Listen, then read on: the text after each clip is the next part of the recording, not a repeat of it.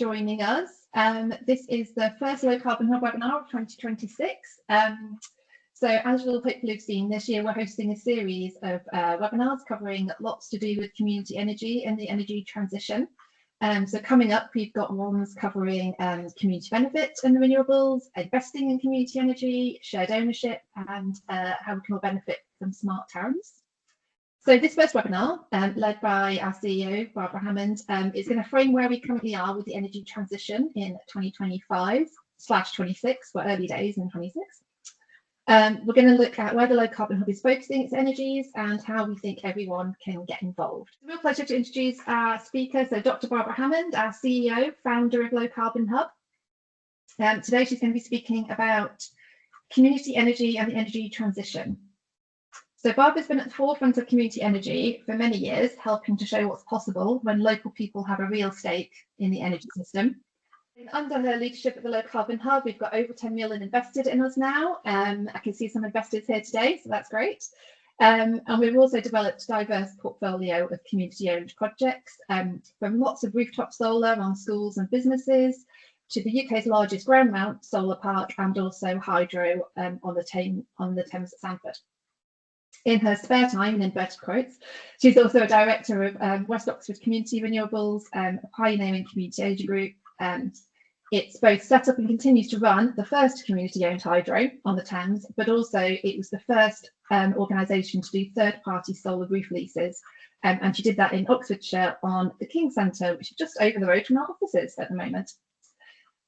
So what really sets Barbara apart is her ability to connect both the big picture, national energy policy and transition, UK climate targets, system change, with what's happening on the ground in communities.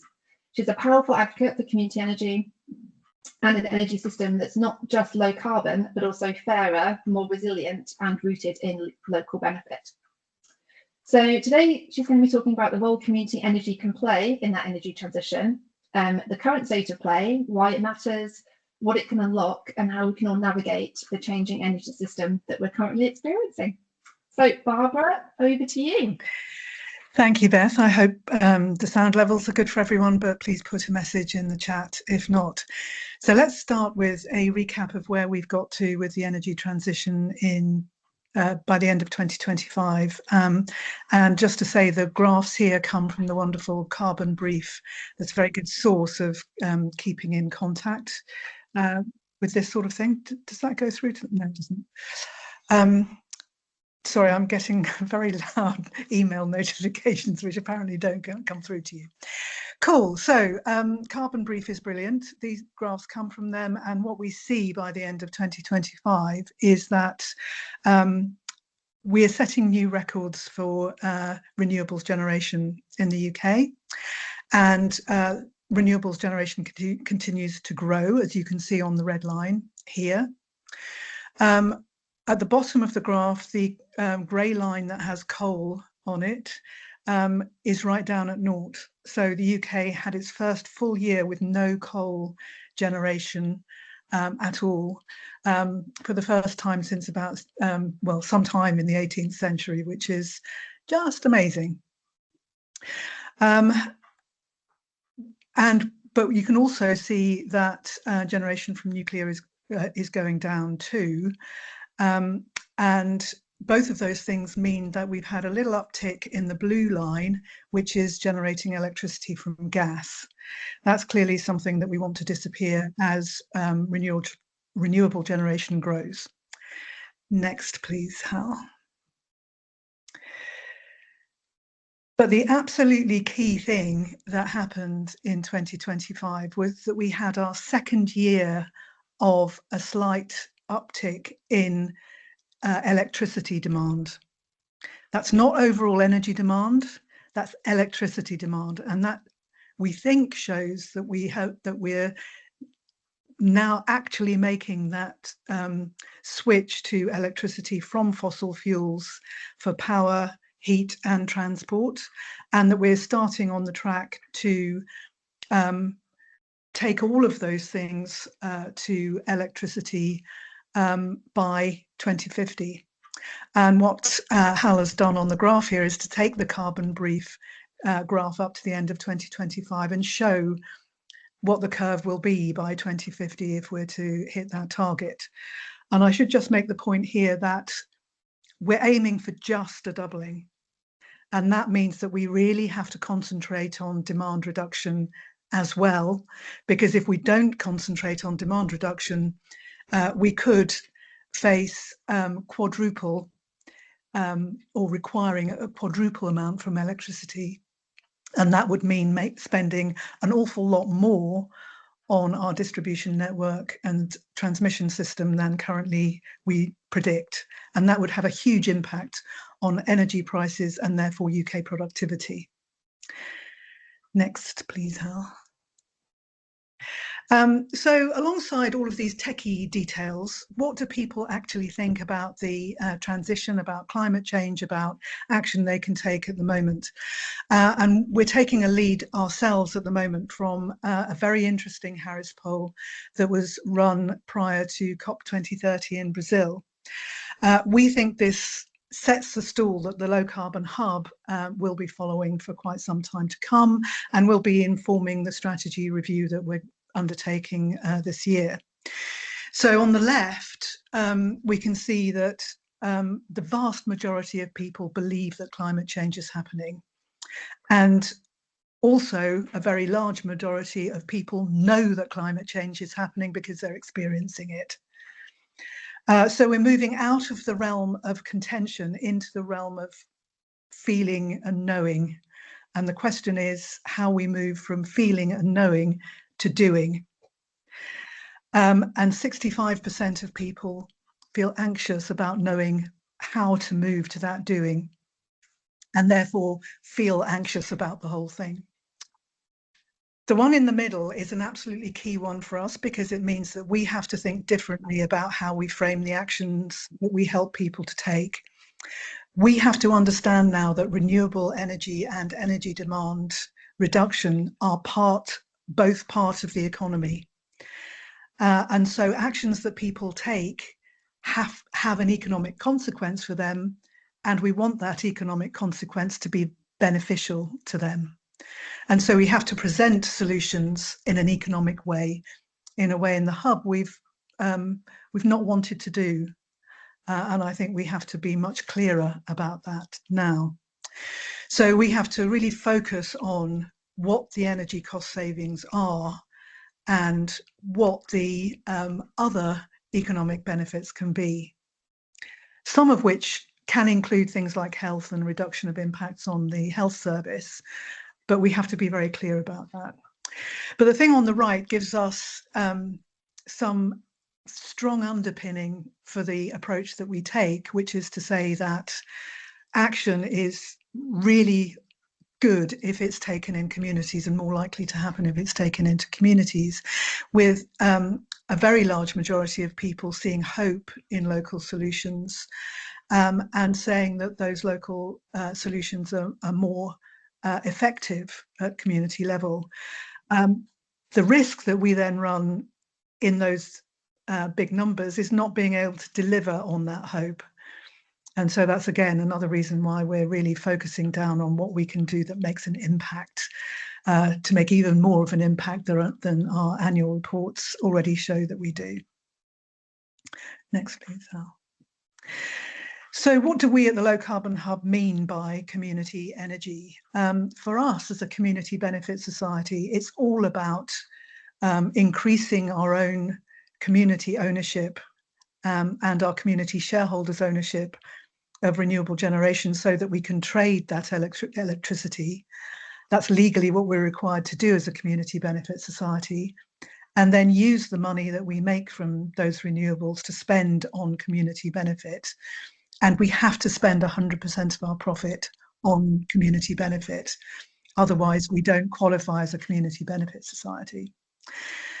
And for the Low Carbon Hub so far, that means that we have 56 renewable energy projects, mainly rooftop solar in terms of numbers, but mainly a ground mount solar at Ray Valley, just south of Bicester, in terms of numbers of megawatts, and a run-of-river hydro at Sanford.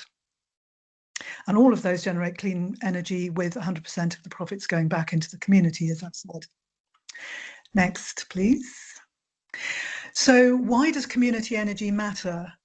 Well, we've seen from the Harris poll that people believe that it does and hope that it does.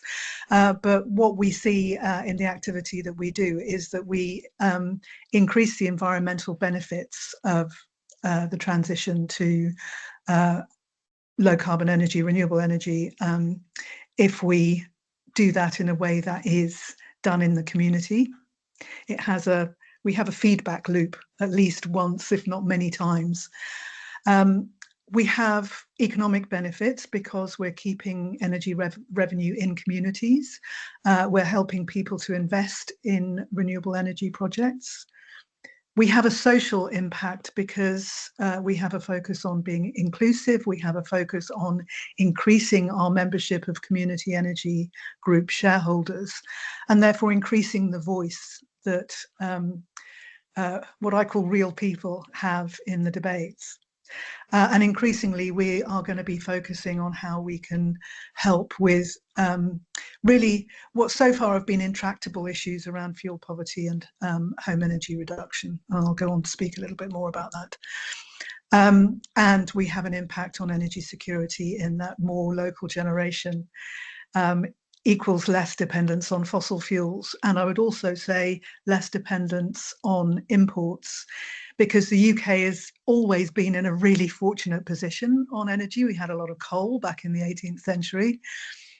We discovered a lot of oil and gas in the 20th century in our North Sea.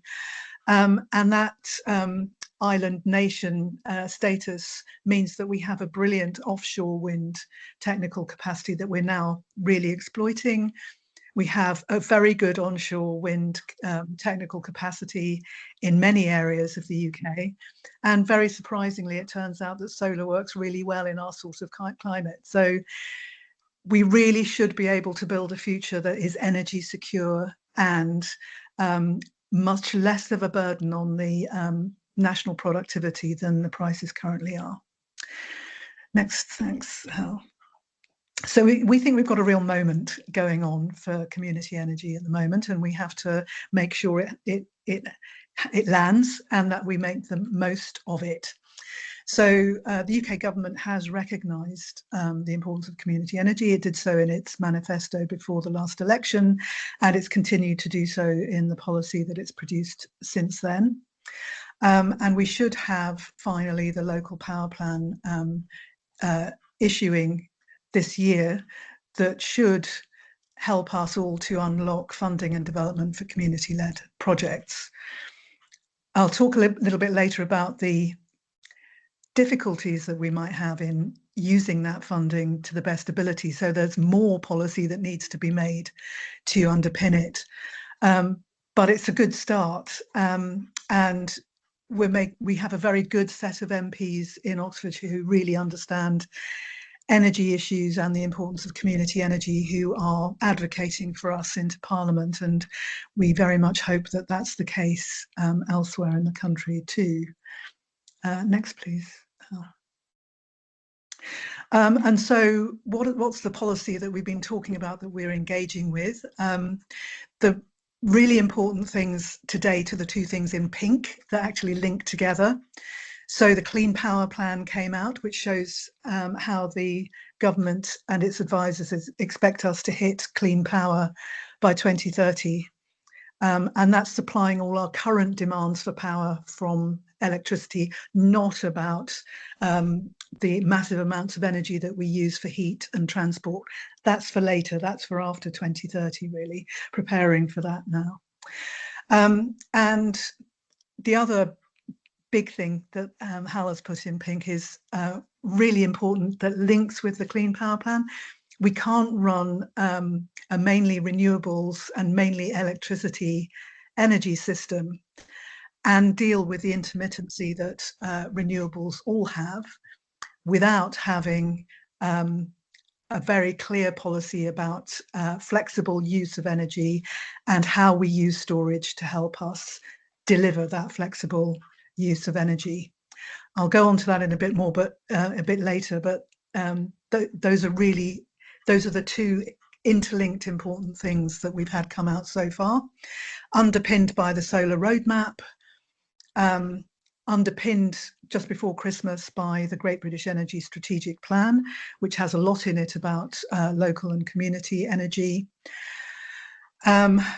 Hopefully underpinned by a very sensible outcome to the community-led flexibility engagement consultation, where our view is that the government's role is at the national level, but it very much needs to link with the efforts that we all put in very locally, and we need to fund both of those. And then critically important to us being able to grow community energy are having clear national policy on two things, one of which is the community benefit funds that are agreed to be paid out from new renewable energy projects.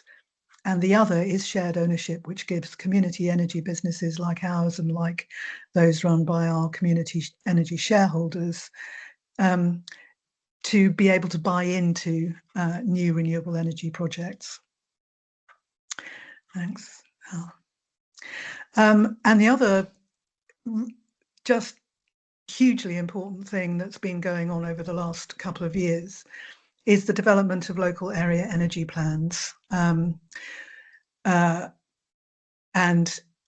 more recently, but moving very quickly, regional energy spatial plans, which for the first time say, we're doing this transition, we have to plan for it. We have to plan for it alongside development planning, but we also have to plan for it alongside the fact that we already have communities and businesses in place, and we need to know what has to happen where, what can happen where, how it's all going to actually work for us to get to the transition by 2050. And I'm very proud to say that Oxfordshire's been totally brilliant on this. The county council and the district councils and the city council have all been working brilliantly together over the last couple of years on this, and we expect a county level plus district level local area energy plans to come out by the end of March, which is just game changing. So proud.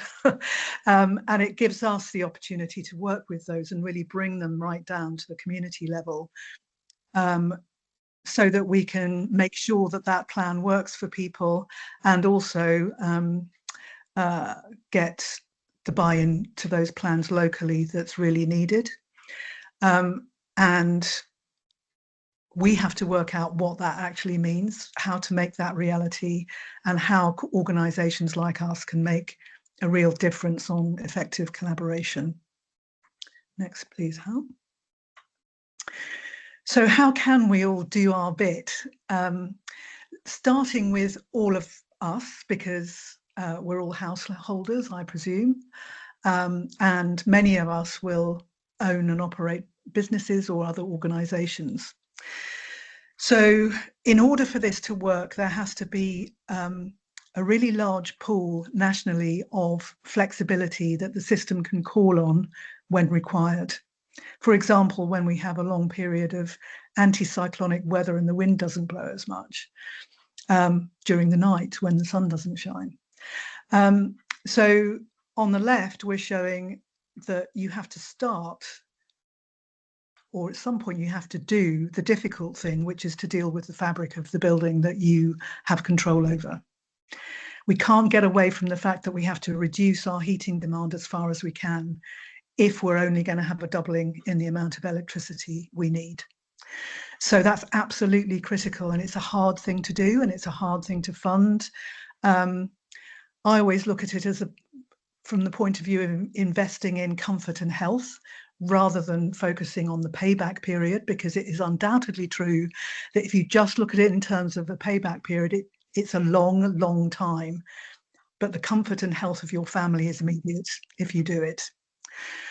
And then we have the whole set of low carbon technologies, distributed energy resources, whatever jargon you want to use for those that you add into the building. The solar, the battery, the EV charging, the heat pump. All of those can then be used smartly and we all need a smart meter, guys. We need to get penetration of smart meters up from the high 70s to at least 86 and ideally 95%. So if you don't have a smart meter, go and get one. Your energy company is required to give you one for free. And if we do all of that, we can help balance the system nationally, but we can also help when the DNO is managing local peaks in demand before it invests in the local network.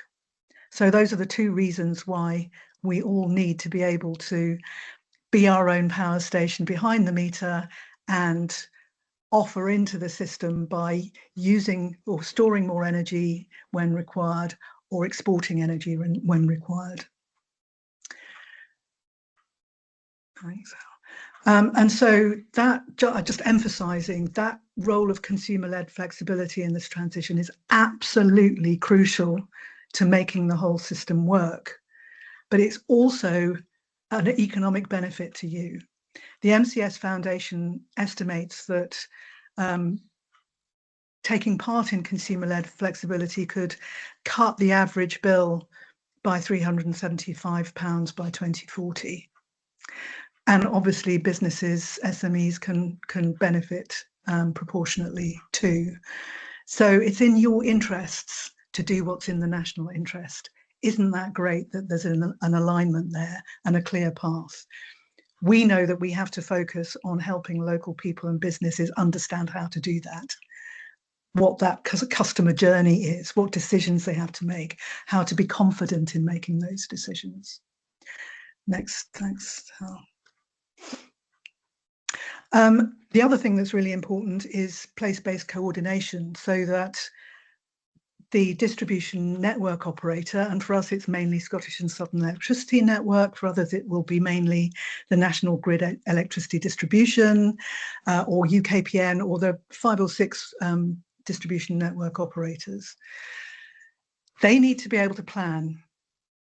A game changer last year was that Ofgem gave them license, if I can put it like that, in the current price control period round to be able to invest ahead of need rather than waiting for developers to require new capacity.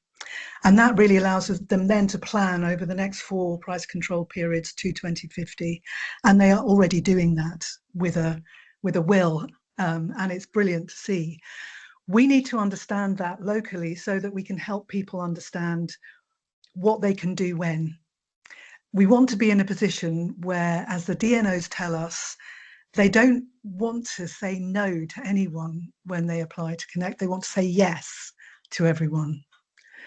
And the other thing that I'm sure we all want them to be able to do is only digging our streets up once between now and 2050 rather than many, many times. So we need a coordinated plan of action very locally. And that ensures that not only do we do that in a cost-efficient, timely way, they can organise the supply chain, they can organise the skills, but we also ensure that there's that local flex available when they have time-bound peaks before they make investments. Next, thanks. And sorry, what I should have said on that previous slide, which is why Hal hadn't sent it on, is that for us that means working to put in place hyperlocal energy plans that we call community action plans for zero carbon energy.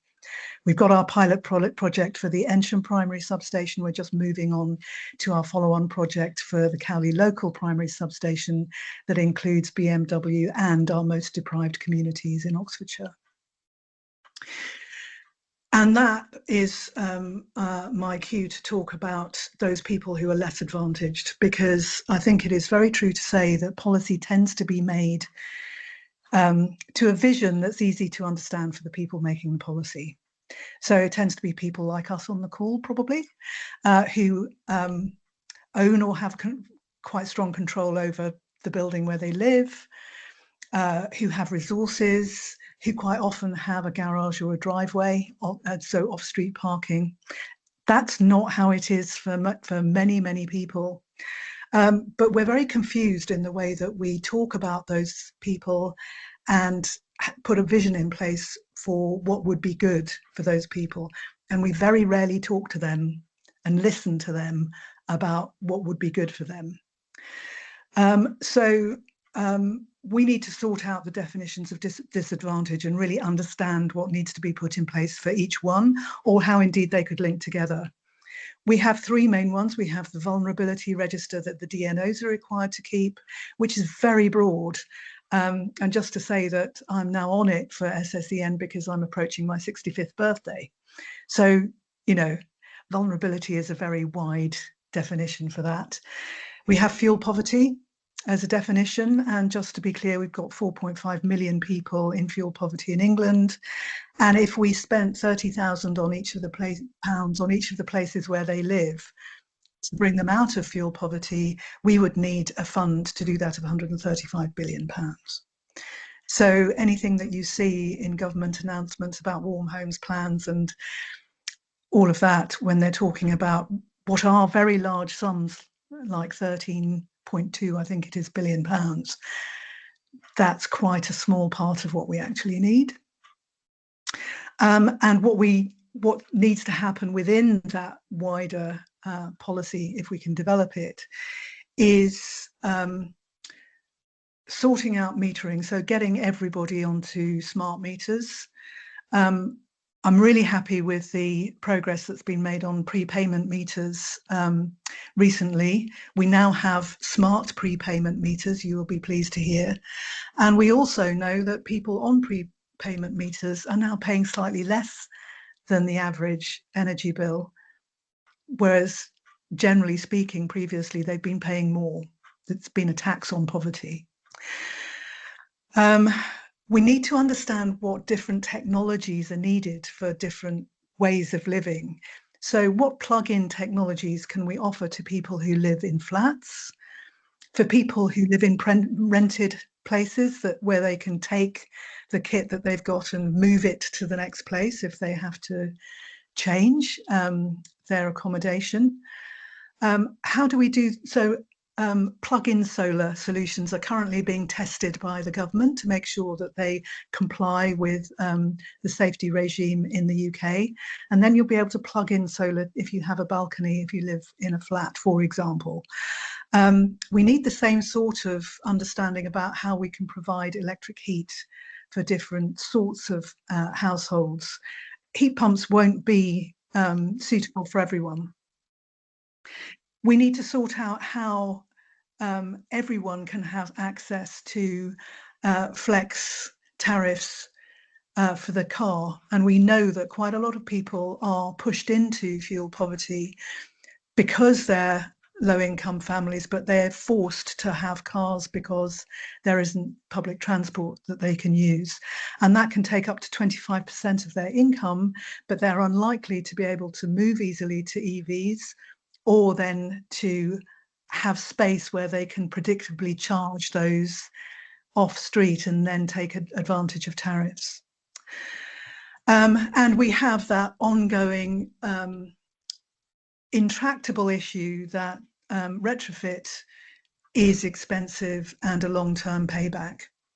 How do we make sure that everybody lives in a building that and works in a building that is as efficient as it can be and as healthy as it can be?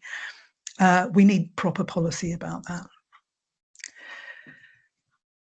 And if you want to know more about consumer-led flex, please go to the brilliant blog that Beth has written that's on our website. Our website is a hopefully increasingly wonderful source of information, and this webinar series will all be turned into blogs that go onto the website. So this isn't the beginning and end of what we have to say about these things. Just coming back to shared ownership and community benefit, these are key underpinning policies if we are going to grow community energy. The government put out a consultation on its working paper last summer, but there's no date by which they respond to that, and they really need to. We have an absolutely full to bursting connections queue. Even when it's been culled in the way that it is being culled at the moment, or has just been culled. So we already have in the connections queue what we need to meet our 2035 targets in Oxfordshire, and we have nearly 80% of what we need for the renewable energy demand by 2050.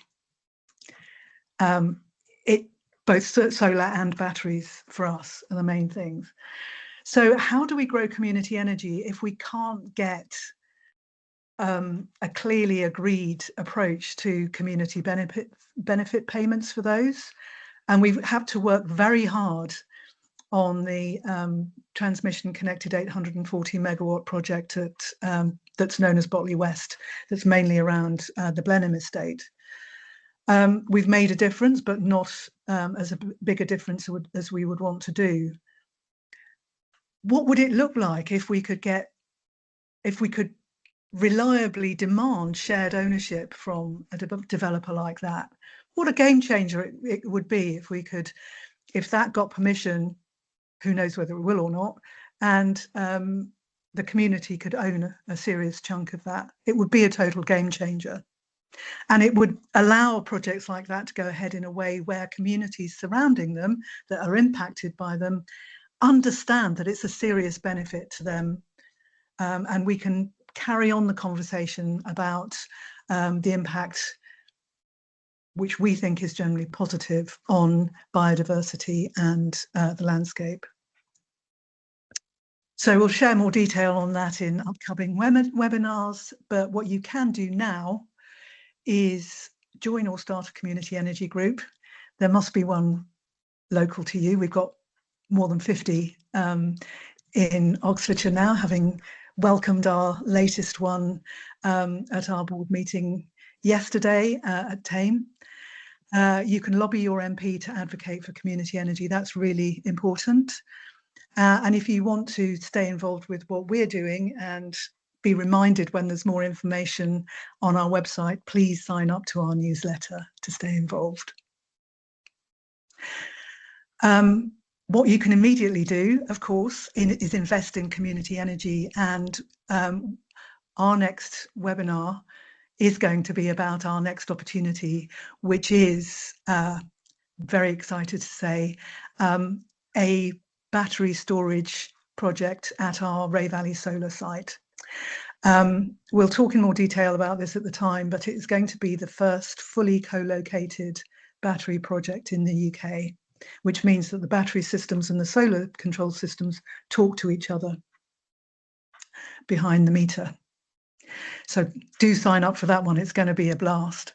And what you can do now immediately is use the technology to use the QR codes here to sign up to register for our next webinar on the left, and to sign up to our newsletter on the right.